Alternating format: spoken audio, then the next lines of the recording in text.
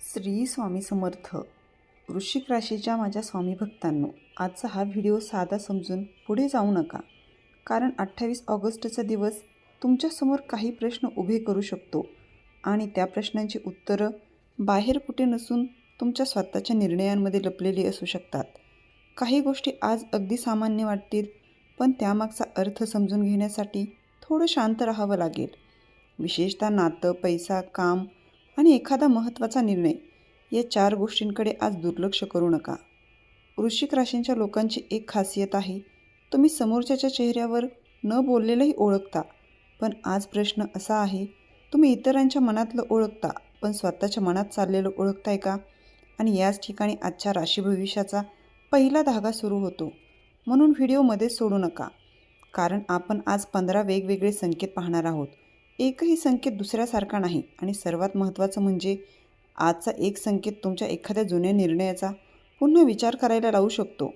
पण त्याआधी मनापासून स्वामी समर्थांवर श्रद्धा असेल तर आजच्या व्हिडिओला सुरुवात केल्यानंतर कमेंटमध्ये श्री स्वामी समर्थ नक्की लिहा आणि मनात एवढीच प्रार्थना करा, स्वामी माझ्या मनातील भीतीपेक्षा माझा विवेक मोठा होऊ दे, चुकीच्या निर्णयांपासून माझं रक्षण होऊ दे आणि योग्य मार्ग ओळखण्याची बुद्धी दे.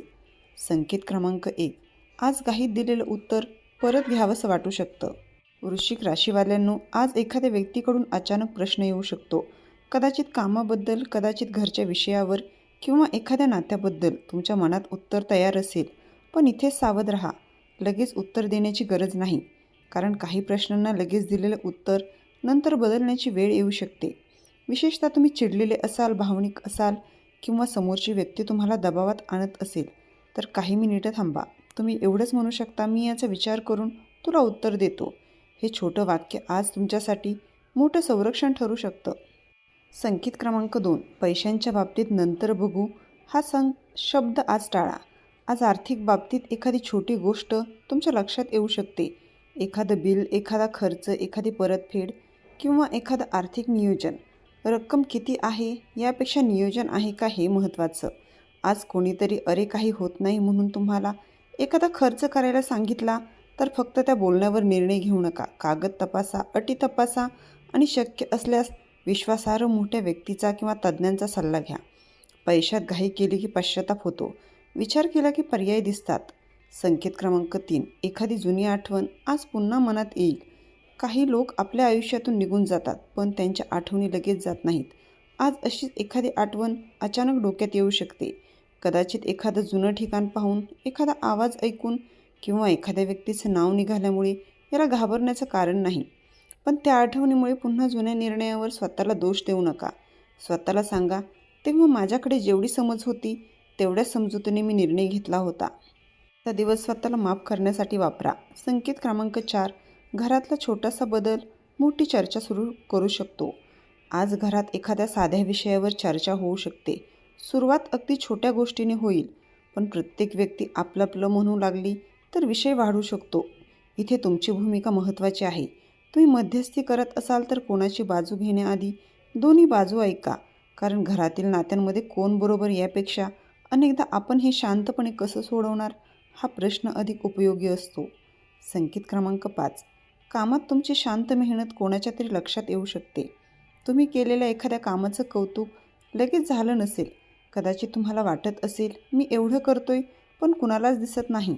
पण प्रत्येक मेहनतीला ताबडतोब टाळ्या मिळतातच असं नाही. आज तुमचं एखादं काम कोणाच्या लक्षात येऊ शकतं, म्हणून आज स्वतःला सिद्ध करण्यासाठी अनावश्यक प्रदर्शन करण्याची गरज नाही. काम बोलू द्या आणि काही चूक झाली तर ती लपवण्याऐवजी वेळेवर दुरुस्त करा. संकेत क्रमांक 6. जवळच्या व्यक्तीला तुमच्याकडून उत्तर नाही तर समजून घेणं हवं असू शकतं. नात्यांमध्ये एक मोठी चूक आपण करतो. समोरची व्यक्ती काही सांगते आणि आपण लगेच उपाय सांगायला सुरुवात करतो. पण प्रत्येक वेळी उपाय हवा असतोच असं नाही. कधीकधी समोरच्याला फक्त एवढंच ऐकायचं असतं, हो मला समजतंय.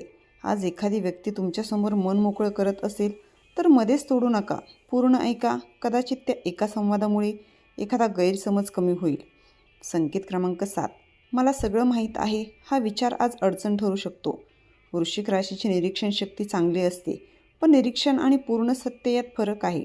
आज एखाद्या व्यक्तीच्या कृतीवरून तुम्ही निष्कर्ष काढू शकता, पण थांबा, तुमच्याकडे संपूर्ण माहिती आहे का? नसेल तर प्रश्न विचारा. अर्ध्या माहितीवर पूर्ण निर्णय घेऊ नका. हा आजच्या दिवसातील अत्यंत महत्त्वाचा सावधगिरीचा मुद्दा आहे. संकेत क्रमांक 8. पुढे ढकललेलं एक काम आज पूर्ण करा. तुमच्या मनात एखादं काम अनेक दिवसांपासून असेल. प्रत्येक दिवशी तुम्ही म्हणत असाल उद्या करतो. आज तो उद्या थांबवा. काम मोठं असेल तर त्याचे 3 छोटे भाग करा. पहिला भाग आज पूर्ण करा. कारण अपूर्ण काम फक्त वेळ घेत नाहीत, ती मनात जागाही घेतात. एक काम पूर्ण झालं की मनातील गर्दी कमी होते. संकेत क्रमांक 9. आज तुमचा राग तुमची परीक्षा घेऊ शकतो. एखादा शब्द, एखादी टिप्पणी किंवा एखादं दुर्लक्ष तुम्हाला मनातून खटकू शकतं. तुम्हाला लगेच उत्तर द्यावंसं वाटेल, पण आज स्वतःवर नियंत्रण ठेवा. राग आला म्हणून लगेच मेसेज पाठवू नका, फोन करू नका. थोडा वेळ द्या. नंतर बोलताना तुम्हाला जाणवेल, मी त्या क्षणी बोललो असतो तर विषय वाढला असता. आज तुमची ताकद तुमच्या आवाजात नाही, तुमच्या संयमात आहे. संकेत क्रमांक 10. तुमचं एखादं छोटं कौशल्य पुढे उपयोगी पडू शकतं. कधीकधी आपल्याला वाटतं हे मला काय उपयोगाचं, पण आयुष्यात एखादी छोटी कला, माहिती किंवा अनुभव अचानक उपयोगी पडते. आज तुमच्याकडे असलेलं एखादं कौशल्य पुन्हा वापरण्याची संधी मिळू शकते.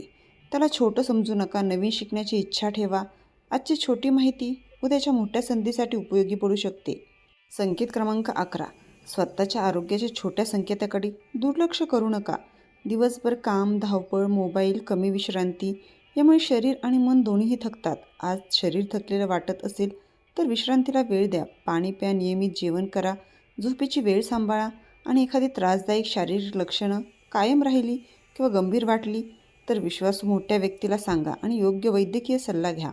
शरीराकडे दुर्लक्ष करून कोणतंही मोठं ध्येय साध्य होत नाही. संकेत क्रमांक 12. तुमच्याकडे असलेली संधी ओळखण्यासाठी तुलना थांबवा. दुसरा कुठे पोहोचला, कोणी किती कमावलं, कोणाचं आयुष्य किती सुंदर दिसतं हे पाहत बसलात तर स्वतःचा प्रवास विसराल.